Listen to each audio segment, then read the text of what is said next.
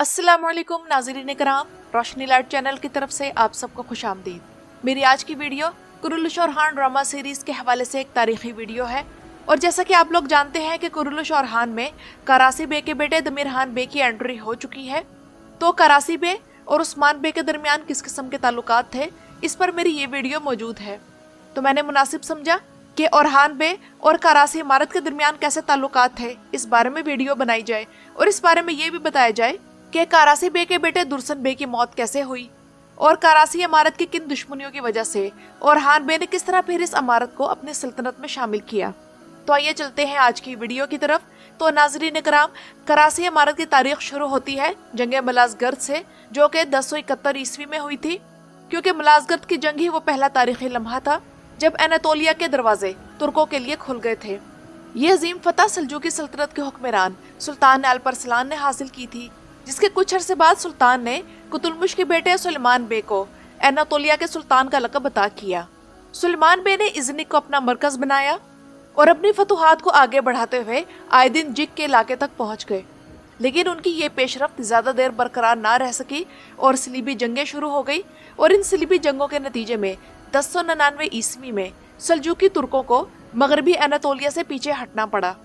इस मौके पर बाज़ंतीनी सल्तनत ने दोबारा इस इलाके पर कब्जा कर लिया और वहां आबाद तुर्कों के खिलाफ कत्ले-आम की मुहिम शुरू कर दी। तुर्कमान कबाइल के मुसलसल हमले और ख़ास तौर पर 1243 की कोसेदाग की जंग के बाद मंगोल दबाव ने हालात को यकसर बदल दिया, क्योंकि इसी जंग के बाद एनातोलिया की सल्जूकी सल्तनत ने मंगोलों की अतात कबूल कर ली थी। ये जंग सुल्तान अलाउद्दीन कैकुबाद दोयम, जिन्हें आप देरुल-ए-शारतुरुल में देख चुके हैं, तो उनके बेटे सुल्तान गयासुद्दीन के खुसरो सोयम ने मंगोलों के खिलाफ लड़ी और सल्जूकों को फैसला कुन शिकस्त हुई और एनातोलिया की सल्जूकी सल्तनत, जो कि इस खित्ते में एक अहम आज़ाद ताकत थी, मंगोल इल्खानी रियासत में जम कर दिया गया। फिर नाज़रीन किराम, वक्त गुजरता गया और मगरबी एनातोलिया दोबारा तुर्कों के कब्जे में आने लगा। और ये वो वक्त था जब बची खुची सल्जूकी रियासत कमजोर होती चली गई और उसकी मरकजी ताकत टूटने लगी। उसी दौर में कारा ईसा बे एक बड़े तुर्कमान गिरोह के साथ बलिक्सर और इसके इर्द गिर्द के इलाकों में आकर आबाद हुए और 1296 ईस्वी में उन्होंने अपनी खुद मुख्तारी का ऐलान करके कारासी इमारत की बुनियाद रख दी। कारा ईसा बे, जिन्हें करासी बे भी कहा जाता है, ये दरअसल एनातोलिया की सल्जूकी रियासत के एक बाअसर सिपा सालार थे और फिर उन्हीं के नाम से ये इलाका पहचाना जाने लगा। 1303 ईस्वी में बाकायदा तौर पर करासी इमारत कायम हो गई और ये एक तुर्कमान रियासत थी, जो कि 1303 से 1345 के दरमियान तुर्की के मौजूदा इलाके, जिनका नाम बलिक्सर और चना किला है, तो इन इलाकों में कायम रही।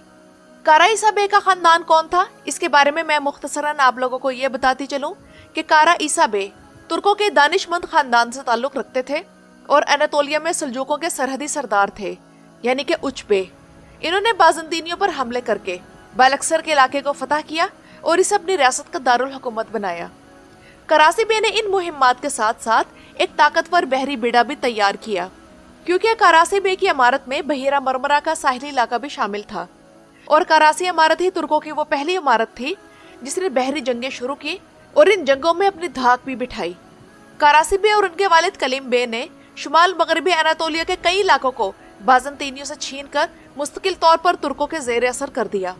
इसके अलावा करासी बे ने तुर्क फतुहात को रोकने के लिए बाज़ंतीनियों की मदद को आने वाले कैटलान के किराए के फौजियों को आर्दुक में शिकस्त दी और उन्हें पसपा होने पर मजबूर किया।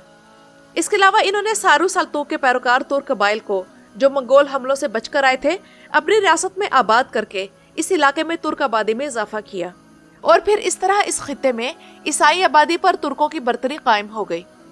करासी इमारत के हदूद में ये इलाके शामिल थे: बलक्सर, आइंदक, बरगामा, एदरमित, अयाजमंद, बेगादिच और बाशकलिन बे, इज़ने और कदीम ट्रॉय। इस रियासत का कुल रकबा 24,000 मुरब्बा किलोमीटर था, जबकि इस रियासत की सियासी हैसियत ये थी कि 1303 से 1308 के दरमियान ये सल्जूकों की ताबे थी। फिर 1308 से 1335 तक ये इल्खानी सल्तनत के ज़ेर असर रही और उन्हें टैक्स अदा करती रही और फिर 1335 से 1345 के दरमियान ये इमारत उस्मानी सुल्तान और हान गाजी के मातहत आ गई थी। करासी बे और उनके वालिद कलीम बे की वफात की दुरुस्त तारीखें मालूम नहीं, ताहम बाज़ तारीख़ी रिकॉर्ड से मालूम होता है कि करासी बे 1328 ईस्वी से पहले वफात पा चुके थे, यानी कि उस्मान गाजी की वफात की तारीखों के आसपास। कारासी बे के जाने के बाद क्या हुआ? तो नाज़रीन इकराम, करासी इमारत का मरकजी हिस्सा और बलिक्सर इनके बेटे दमीर खान बे के ज़ेरे हुकूमत आया, जबकि इनकी रियासत का जनूबी हिस्सा यानी कि बरगामा और उसके नवाही इलाके इनके दूसरे बेटे याशी खान बे के पास रहे। जबकि इनका तीसरा बेटा जिसका नाम दुरसुन बे था, उसने उस्मानी सुल्तान और खान गाजी के पास पनाह ले ली। तो नाज़रीन इकराम, दमीर खान और याशी खान को आमतौर पर भाई कहा जाता है, लेकिन एक बाज़ंतीनी मौरिख और एक बाज़ंतीनी शहनशाह जिसका नाम जॉन फोर कैंटाकोजिनोस था, तो उसने दमीर खान को याशी खान का बेटा करार दिया। यानी कि इस हिसाब से दमीर खान कारासी बे का पोता बनता है। और इस बात से कई जदीद मौरिखीन भी इत्तफाक करते हैं और उनका ये भी कहना है कि कारासी बे के असल में दो बेटे थे, याशी खान और अजलान खान। और याशी खान के बेटे का नाम दमीर खान था, जबकि अजलान खान के दो बेटे थे जिनमें से एक का नाम दुरसुन था। जबकि नाज़रीन इकराम, इस हवाले से एक मशहूर तुर्क मौरिख आशिक पाशाजाद एक अलग ही कहानी बताते हैं। उनके मुताबिक कारासी बे के असल में दो बेटे थे, लेकिन इस बात पर सबका इत्तफाक है कि कारासी बे की वफात के बाद दमीर खान और याशी खान ने दो अलग अलग इमारतों पर हुकूमत की और इन दोनों में से दमीर खान के पास ज्यादा इख्तियारात थे, क्योंकि दमीर खान ही था जिसने बाज़ंतीनियों के साथ जंगबंदी का मुआहदा किया था। इस मुआहदे के लिए बाज़ंतीनी शहनशाह एंड्रोनिकोस III ने 1328 में पेगई के इलाके में दमीर खान से मुलाकात की और एक अमन मुआहदे पर दस्तखत किए। याद रहे कि ये वो जमाना था जब कारासी इमारत की बहरी ताकत उस्मानी सल्तनत से भी ज्यादा मजबूत थी। दुरसुन बे जो कि ओरहान गाजी के पास पनाह ले चुके थे, तो उन्होंने बुरसा में तालीम हासिल की और उस दौरान दमीर खान बे के जुल्म स्तम की दास्तानें सुनाई देने लगी, क्योंकि उसका दौर जुल्म जबर से भरपूर था। बलिक्सर में उसकी हुकूमत अवाम के लिए सख्त और नाकाबिले बर्दाश्त बन गई थी। उसी जमाने में मशहूर सियाह इब्ने बतूता ने बलिक्सर शहर का दौरा किया और उन्होंने अपनी किताब सियाहत नामा में लिखा है कि दमीर खान बे ऐसा शख्स था जो किसी काम का नहीं था। इब्ने बतूता के मुताबिक शहर आबाद, कुशादा सड़कों वाला और रंग बिरंगी खूबसूरत मंडियों से सजा हुआ था, लेकिन हैरत की बात यह थी कि वहाँ कोई भी मस्जिद मौजूद नहीं थी और लोग जुमे की नमाज खुले मैदान में अदा करते थे। दमीर खान बे के जुल्म से तंग आकर कारासी इमारत के मोज़िज़ीन और अवामी नुमाइंदों ने दुरसुन बे को बुरसा से बुलाने का फैसला किया। उस्मानियों की पनाह में मौजूद दुरसुन बे ने अपने भाई दमीर खान के खिलाफ और खान गाजी से मदद तलब की और इसके साथ साथ दुरसुन बे ने उस्मानी सुल्तान और खान को मगरिब में दो मामूली साहिली बस्तियों को छोड़कर बलिक्सर, बरगामा और एदरामित पर कब्जे की पेशकश की। 1345 में और खान गाजी ने दुरसुन बे के साथ बलिक्सर के शहर पर चढ़ाई की और जब दुरसुन बे और खान गाजी के साथ उस शहर में पहुंचे तो दमीर खान बे उस वक्त बरगामा के किले में पनाह लिए हुए था। दुरसुन बे जब मुसालहत के लिए बरगामा के किले के सामने आए तो किले से तीर चलाए गए, जिसकी वजह से दुरसुन बे का इंतकाल हो गया।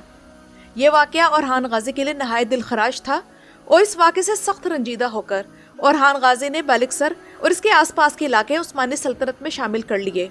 इसके बाद उन्होंने बरगामा का मुहासरा किया, तो तब दमीर खान बे ने मज़ाहमत छोड़कर और खान गाजी की अतात कबूल कर ली और खान गाजी ने दमीर खान बे को मुआफ़ करके बुरसा में आबाद कर दिया, जहाँ उसकी वफ़ात 1347 में हो गई। और खान गाजी ने उसके बाद करासी इमारत को अपनी सल्तनत का एक सूबा यानी कि संजक बना दिया और अपने बेटे शहजादा सुलेमान को उसका संजक बे यानी कि गवर्नर मुकर्रर किया। इब्तदाई दौर में उस्मानी रियासत ने करासी इमारत से न सिर्फ फौजी ताकत हासिल की, बल्कि ख़ास तौर पर उसकी बहरी कुव्वत ने उस्मानियों को बेहद मजबूत किया। इसके अलावा करासी इमारत से ताल्लुक़ रखने वाले एवरानोस, हाजी अलबाए, एज खलील और गाजी फजल बे जैसे काबिल और तजर्बाकार सिपा सालार भी उस्मानियों के लिए खिदमात सरंजाम देने लगे। इन तमाम पेश रफ्तों के नतीजे में बहुत से अहम इलाके फतह किए गए और इन इलाकों में अमन मान कायम रखने और इन्हें तुर्क और इस्लामी शिनाख्त देने के लिए ज़्यादातर करासी इमारत से तुर्क आबादी को सर्स, थेसलोनिकी और कवाला जैसे इलाकों में बसाया गया। और नाज़रीन इकराम, यही तुर्क आबादी बाद में औलाद फातहीन कहलाई, जो इन इलाकों में तब तक मौजूद रही जब तक उस्मानी सल्तनत का खात्मा नहीं हो गया। और नाज़रीन इकराम, करासी इमारत के फौजी कमांडर्स यानी कि हाजी अलबाए, एवरानोस गाजी, होजा खलील और गाजी फाजिल बे उस्मानी खिदमत में जब दाखिल हुए तो इन्होंने रोमेलिया यानी कि बल्कान में उस्मानी फतुहात में मरकजी किरदार अदा किया।